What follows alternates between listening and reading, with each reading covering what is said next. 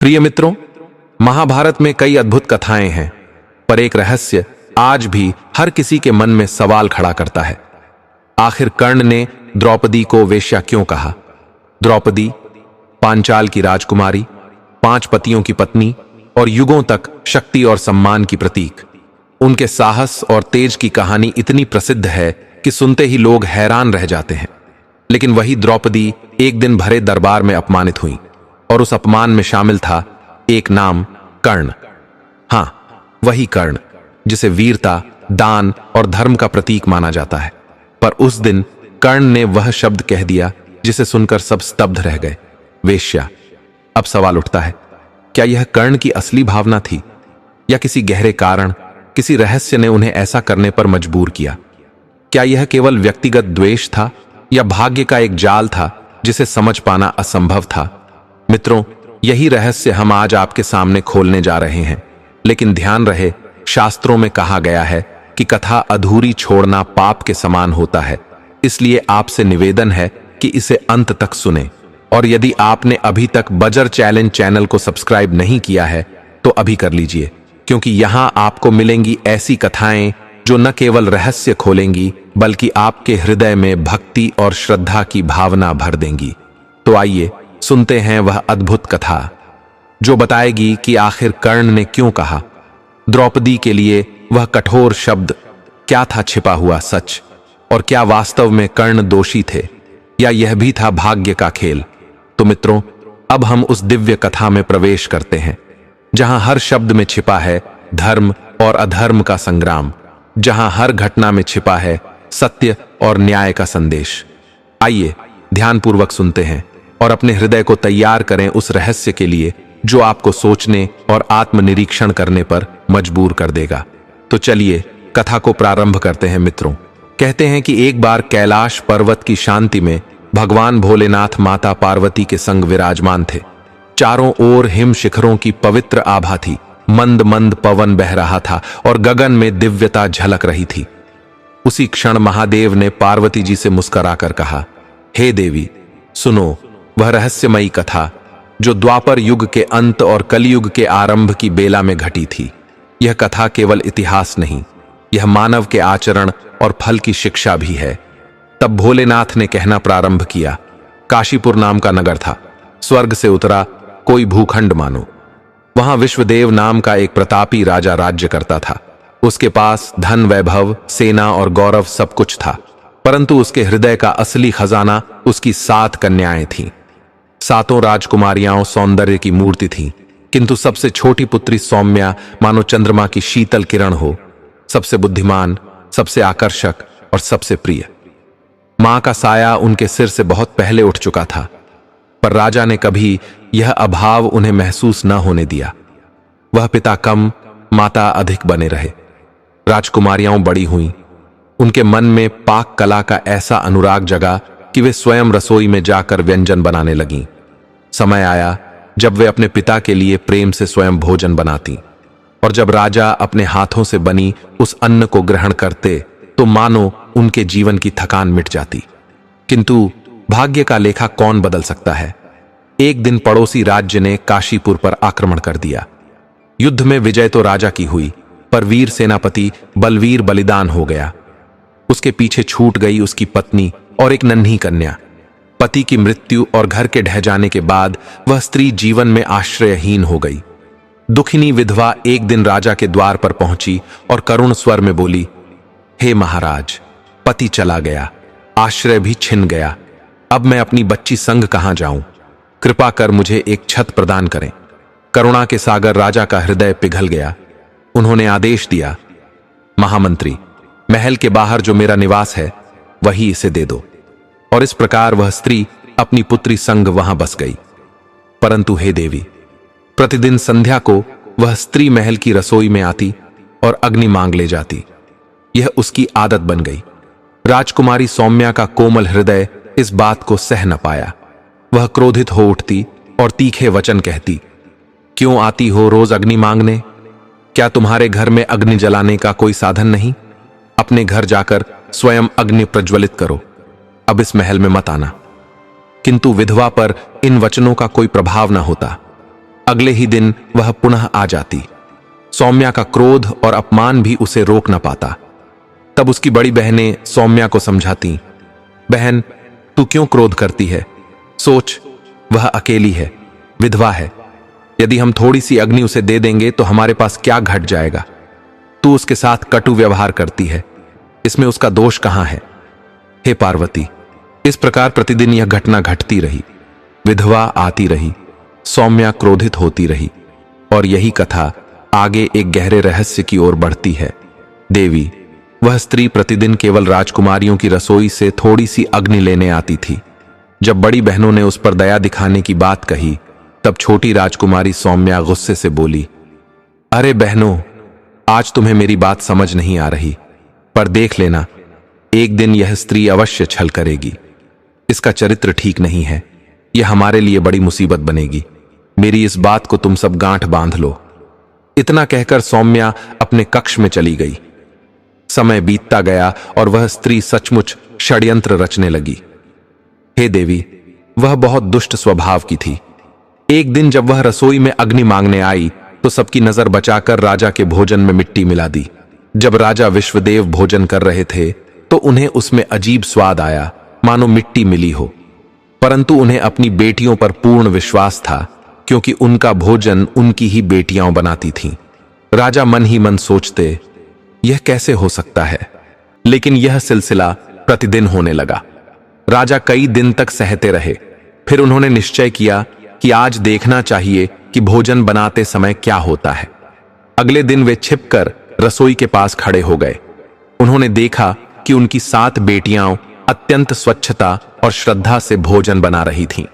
पकने के बाद उन्होंने भोजन को ढककर सुरक्षित स्थान पर रख दिया और अन्य कार्य में लग गईं। तभी राजा ने आश्चर्यजनक दृश्य देखा। सेनापति की पत्नी अग्नि मांगने आई। सौम्या उसे देख क्रोधित हुई और बोली, क्यों रोज मुंह उठाए चली आती हो? मैंने कितनी बार कहा है कि यहां मत आया करो। उसकी डांट सुनकर बड़ी बहनें पास आ गईं और सौम्या को शांत करने लगीं। तभी उस स्त्री ने उनकी नजर बचाकर राजा के भोजन में मिट्टी मिला दी। यह देखकर राजा का हृदय क्रोध से भर गया। अगली सुबह दरबार में उन्होंने एक सैनिक को आदेश दिया, जाओ, सेनापति की पत्नी को यहां लाओ, पर उससे कुछ मत कहना। सैनिक तुरंत उसे लेकर आया। राजा ने कठोर स्वर में सारी बात पूछी। वह स्त्री चालाकी से बोली, हे महाराज, मुझे क्षमा करें, मैं तो केवल आपकी बुद्धिमत्ता की परीक्षा ले रही थी। मैंने आपके चातुर्य के चर्चे अपने पति से सुने थे, सो मैंने सोचा कि देखूं आप कितने विवेकशील हैं। वास्तव में आप महान और बुद्धिमान हैं। हे देवी, उसके मधुर वचनों और सुंदरता ने राजा का मन बदल दिया। दंड देने के स्थान पर राजा विश्वदेव ने उसे अपनी पत्नी बनाने का निर्णय लिया और विवाह कर लिया। दरबार स्तब्ध रह गया, परंतु कोई कुछ न कह सका, क्योंकि यह राजा का निर्णय था। अब सेनापति की पत्नी महल की रानी बन गई। नई रानी के मन में 7 राजकुमारियों के लिए गहरी घृणा थी। वह चाहती थी कि किसी प्रकार उन्हें महल से दूर कर दे, ताकि राजा की सारी संपत्ति केवल उसके अधिकार में आ जाए। उसने षड्यंत्र रचना आरंभ कर दिया। हे देवी, राजा विश्वदेव अपनी बेटियों से अत्यंत प्रेम करते थे। वे उन्हें दुखी नहीं देख सकते थे, परंतु दूसरी ओर नई रानी हर उपाय से उन्हें कष्ट पहुंचाने लगी। वह उन्हें पूरे दिन कठोर कार्यों में लगाती और रात को आधा ही भोजन देती, जिससे वे भूखी रह जाती। धीरे धीरे उसने उनकी सुख सुविधाएं छीन ली। 7 बहनों पर दुखों का पहाड़ टूट पड़ा। राजा को इन बातों का कोई पता न था। रानी और उसकी पुत्री महल के सारे सुख भोगने लगी। वह अपनी बेटी को राजकुमारी की तरह रखती और 7 बहनों को अपमानित करती। उसकी बेटी भी राजकुमारियों को ताने कसती और उन्हें कार्यों में व्यस्त रखती। अत्याचार सहते सहते एक दिन 7 बहनें बहुत दुखी हो गईं। वे अपनी माता की समाधि पर पहुंचीं और आंसुओं में डूबकर बोलीं, मां, क्या तुम हमें नहीं देख रही? हम तुम्हारी बेसहारा पुत्रियां हैं। तुम्हारे जाने के बाद पिताजी ने दूसरा विवाह कर लिया है। वह सौतेली मां हम पर अत्याचार करती है, हमें भरपेट भोजन नहीं देती, हमें अपमानित करती है और अपनी पुत्री संग हमें सदा ताने देती है। मां, हम पर दृष्टि डालो, हमारी रक्षा करो। हे पार्वती, इस प्रकार वे सातों कन्याएं अपनी माता की समाधि पर रोती रहीं और अपने दुख का वर्णन करती रहीं। इतना कहकर सातों बहनें महल लौट आईं, किंतु जब भी उनके हृदय पर दुखों का बोझ बढ़ता, वे अपनी दिवंगत मां की समाधि पर जाकर अश्रुपूरित नेत्रों से अपनी व्यथा सुनाया करती। एक दिन जब वे समाधि पर विलाप कर रही थीं, तभी एक अद्भुत चमत्कार हुआ। समाधि के समीप एक आम का विशाल वृक्ष प्रकट हुआ, जिस पर सुनहरे और रसपूर्ण आम लटक रहे थे। बहनों ने उन फलों को ग्रहण कर अपनी भूख मिटाई और अपनी माता के चरणों में कृतज्ञता अर्पित करते हुए महल को लौट आईं। अब जब भी उनकी सौतेली मां उन्हें अन्न से वंचित करती, वे उसी समाधि के पास जाकर उस वृक्ष से आम लेकर भूख शांत करती। मित्रों, वह कोई साधारण वृक्ष नहीं था, वह स्वयं दिव्य आशीर्वाद का प्रतीक था। जैसे ही फल तोड़े जाते, अगले दिन उससे कहीं अधिक स्वादिष्ट और सुगंधित फल उस वृक्ष पर प्रकट हो जाते। उधर रानी सोच में पड़ गई कि यह सातों बहनें न तो भोजन मांगती हैं, न ही उनके शरीर पर कष्ट का कोई प्रभाव दिखता है। वह उनके सौंदर्य और स्वास्थ्य को देखकर अचंभित हो गई। उसे लगा कि अवश्य ही कोई गुप्त रहस्य है। इस रहस्य का पता लगाने के लिए उसने अपनी पुत्री को सातों बहनों के पीछे लगाया। जब बहनें अपने कार्य पूर्ण कर समाधि की ओर गईं, तो उनकी सौतेली बहन पीछे पीछे वहां पहुंची।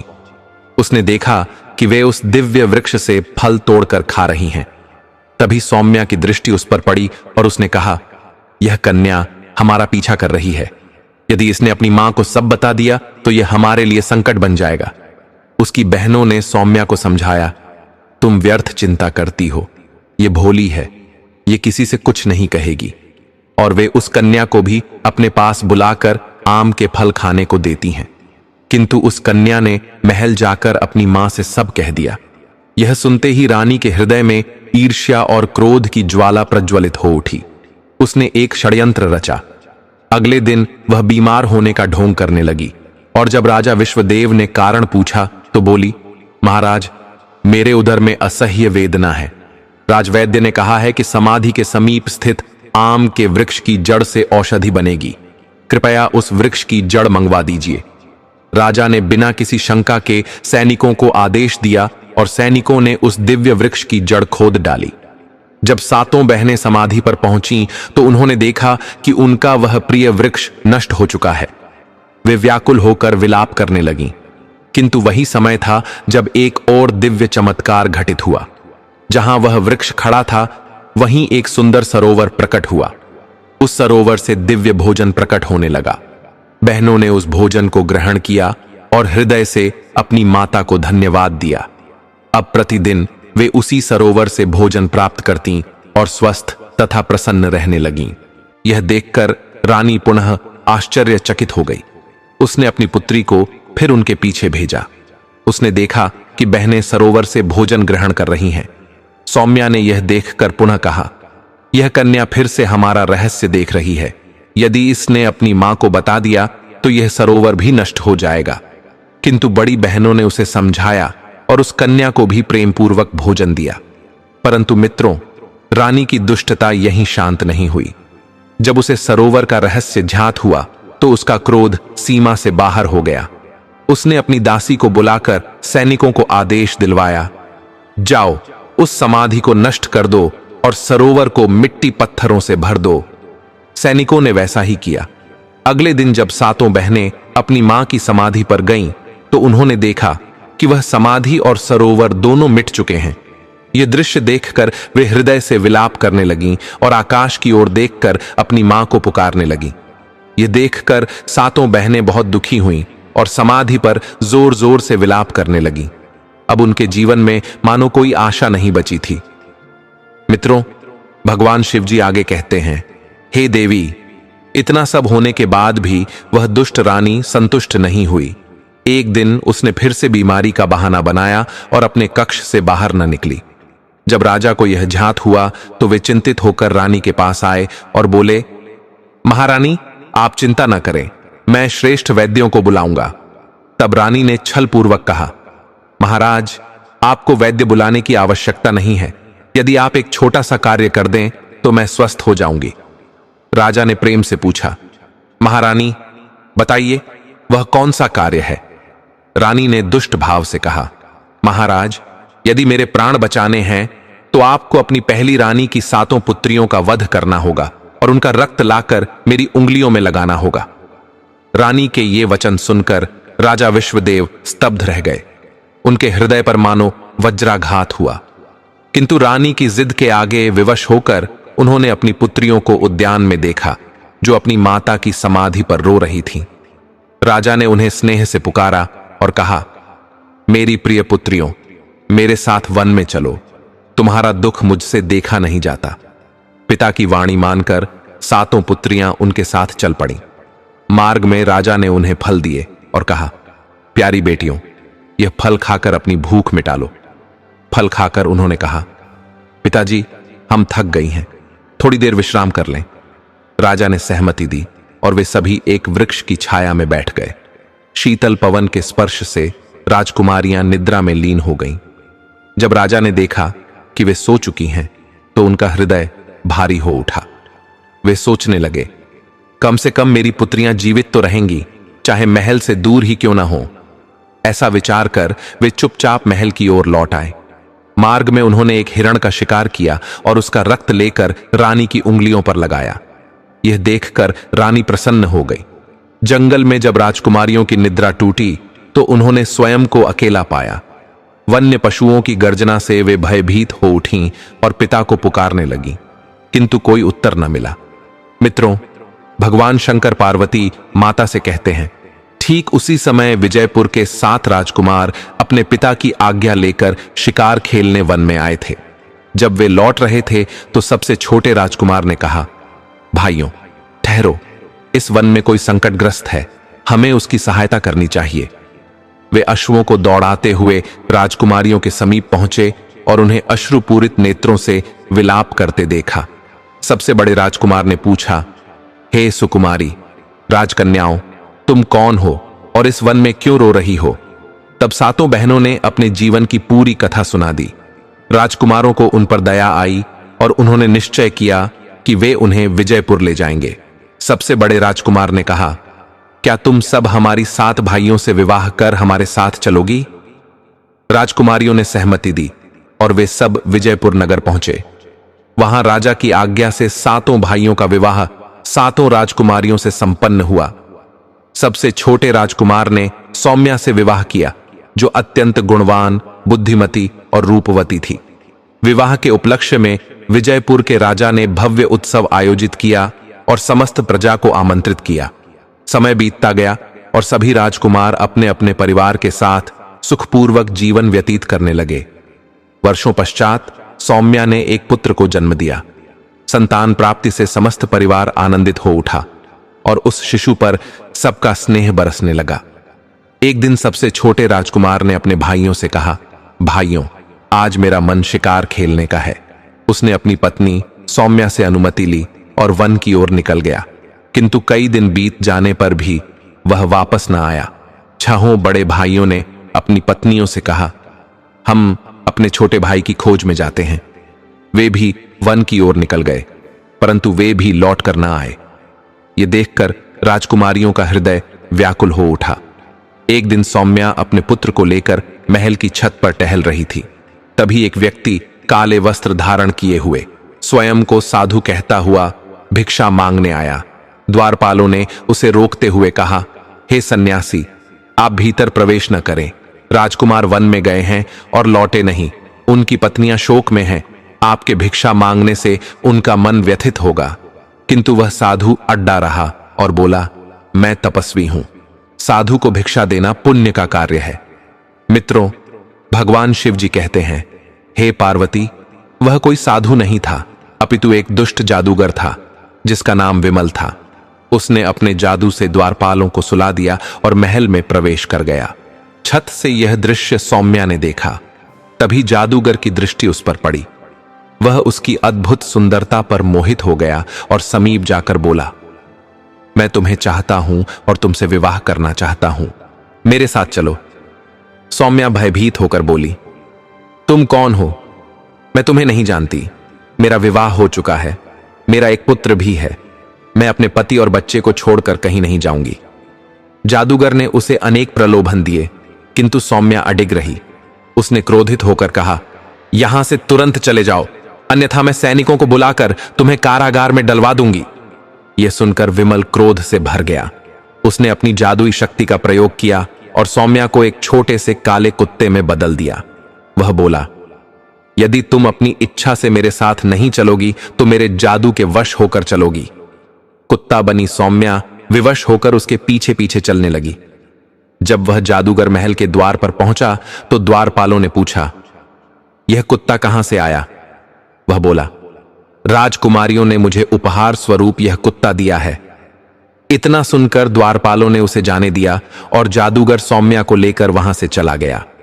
कुछ समय उपरांत जब सौम्या की बहनों ने शिशु के रुदन की ध्वनि सुनी, वे शीघ्र उसके कक्ष में पहुंची, परंतु वहां सौम्या नहीं थी। उन्होंने महल के प्रत्येक कोने में खोजा, किंतु वह कहीं न मिली। द्वारपाल से पूछने पर झात हुआ कि एक सन्यासी काले कुत्ते संग बाहर गया है। यह सुनते ही राजकुमारियों के मन में आशंका जागी कि सौम्या किसी अनिष्ट में फंस गई है। वे सबने मिलकर उसके पुत्र का पालन पोषण आरंभ कर दिया। कालचक्र चलता रहा। जब वह बालक 16वें वर्ष में प्रवेश कर गया, तब उसने मौसियों से प्रश्न किया, मां, मेरे पिताश्री कहां हैं? सबसे बड़ी मौसी ने उसके सम्मुख सत्य प्रकट किया। कथा सुनकर राजकुमार का हृदय दुख से भर उठा, किंतु उसी क्षण उसने दृढ़ निश्चय किया, मैं अपने माता पिता और ताऊ को ढूंढकर अवश्य लाऊंगा। मौसियों ने उसे रोकने का प्रयास किया, परंतु उसने विनम्रता से कहा, मौसी, मुझे मत रोकिए, यह मेरा धर्म है। आशीर्वाद लेकर वह यात्रा पर निकल पड़ा। वह महीनों तक भटकता रहा, पर मार्ग स्पष्ट न हुआ। फिर भी उसने धैर्य न छोड़ा। एक दिन वह ऐसे देश में पहुंचा जो पूर्णतः पत्थरों का था। वहां एक छोटे से घर में माली और उसकी पत्नी निवास करते थे। मालिन ने उसे देखकर कहा, वत्स, तुम कौन हो? इस भयानक स्थल पर कैसे आए? राजकुमार ने उत्तर दिया, मैं राजकुमार हूं, अपने माता पिता और ताऊ की खोज में निकला हूं। मेरी माता को एक जादूगर ने कुत्ता बनाकर ले लिया। मालिन बोली, बेटा, यह भूमि दुष्ट जादूगर विमल के अधीन है। वह अपनी मायावी शक्ति से मनुष्यों को वृक्ष और पत्थर बना देता है।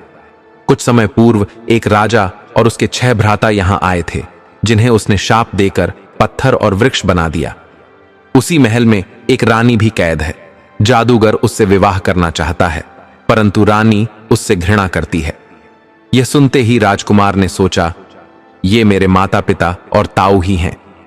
उसने माली दंपत्ति से सहायता मांगी।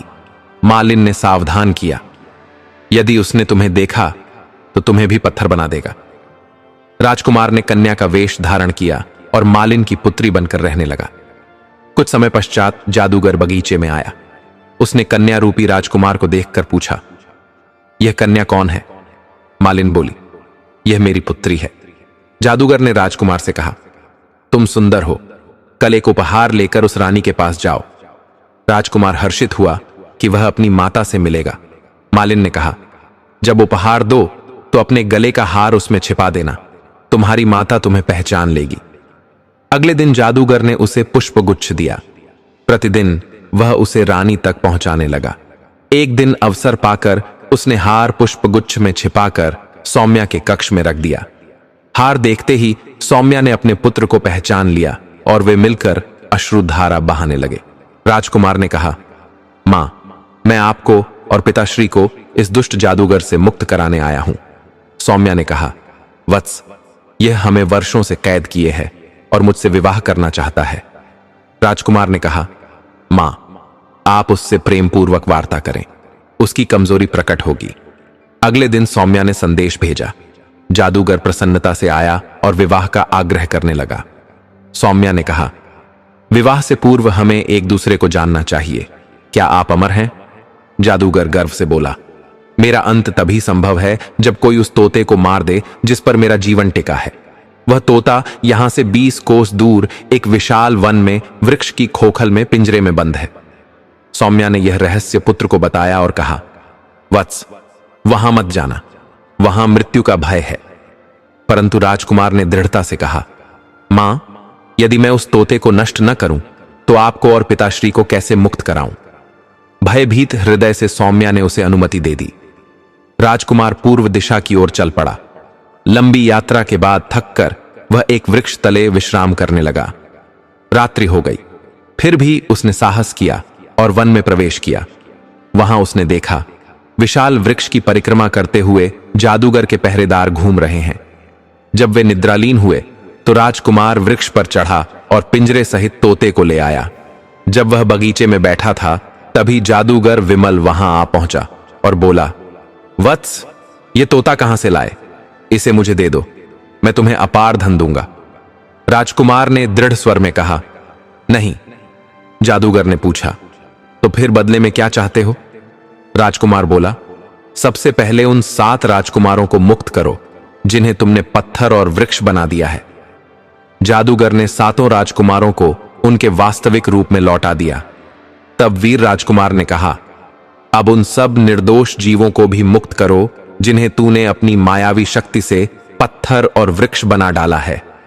जादूगर विवश होकर अपनी शक्ति से सबको मुक्त करने लगा। पल भर में वह स्थान पुष्पों से सुशोभित हो उठा। वातावरण स्वर्ग समान रमणीय हो गया। सब प्राणी और मनुष्य प्रसन्न होकर राजकुमार की स्तुति करने लगे।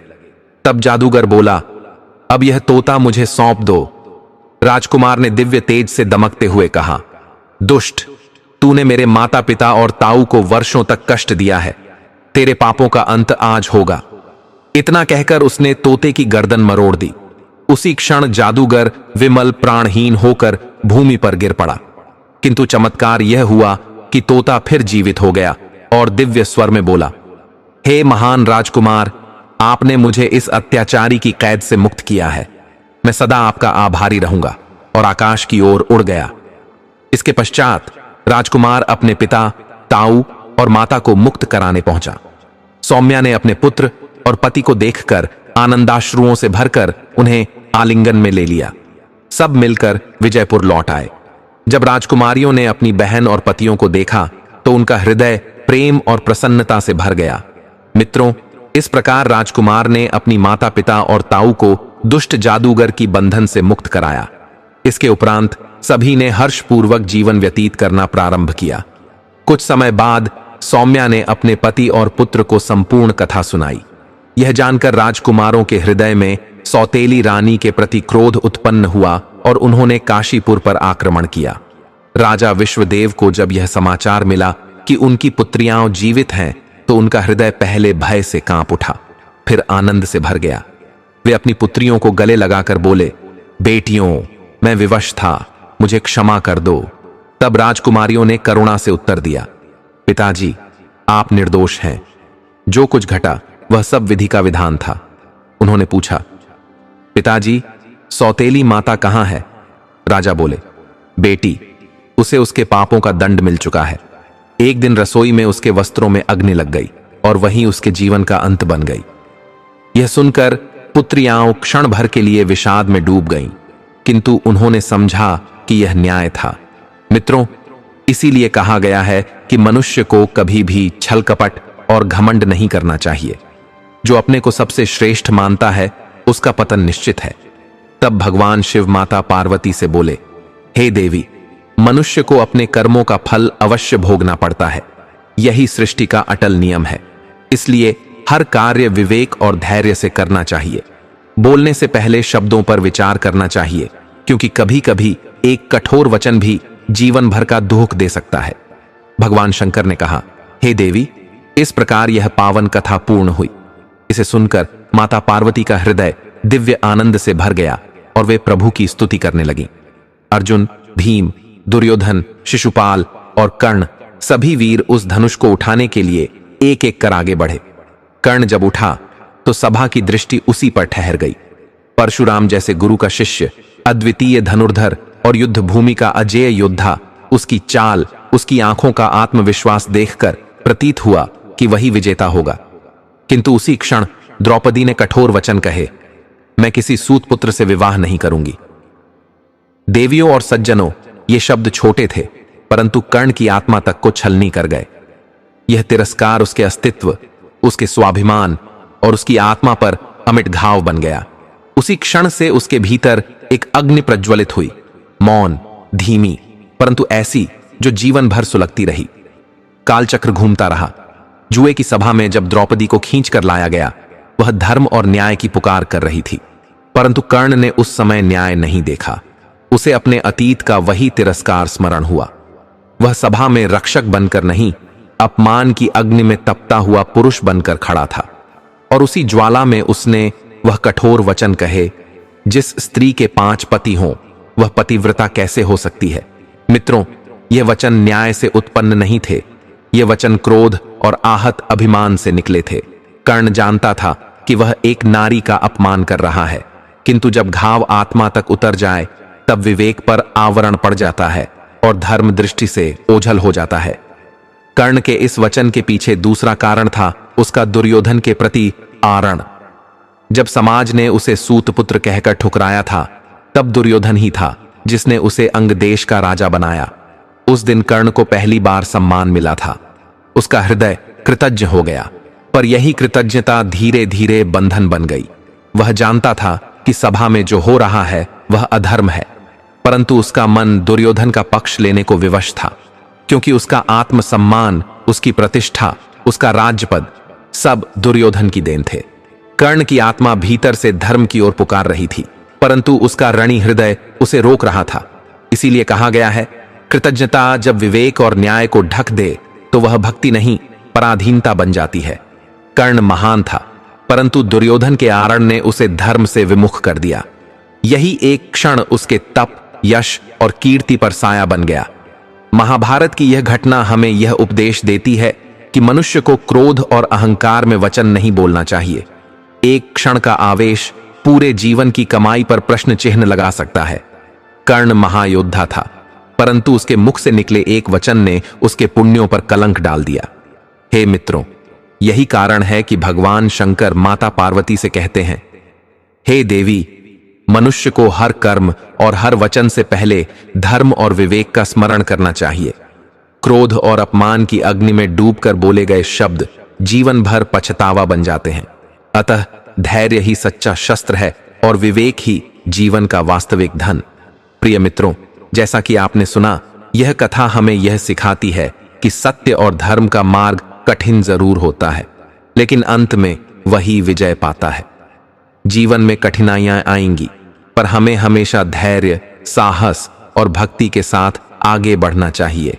यदि आपको यह कथा पसंद आई तो कृपया इसे लाइक और शेयर जरूर करें, ताकि और लोग भी इस दिव्य अनुभव का हिस्सा बन सकें। और हमारे पावन चैनल बजर चैलेंज को सब्सक्राइब करना न भूलें, क्योंकि यहां आपको मिलती रहेंगी ऐसी ही अद्भुत कथाएं जो आपके हृदय और आत्मा को प्रज्वलित करें। याद रखिए, हर दिन एक नया अवसर है अपने अंदर की शक्ति और श्रद्धा को जागृत करने का। आपका समर्थन हमें और प्रेरित करता है, तो जुड़े रहिए और अपनी भक्ति और ज्ञान की यात्रा को निरंतर आगे बढ़ाइए।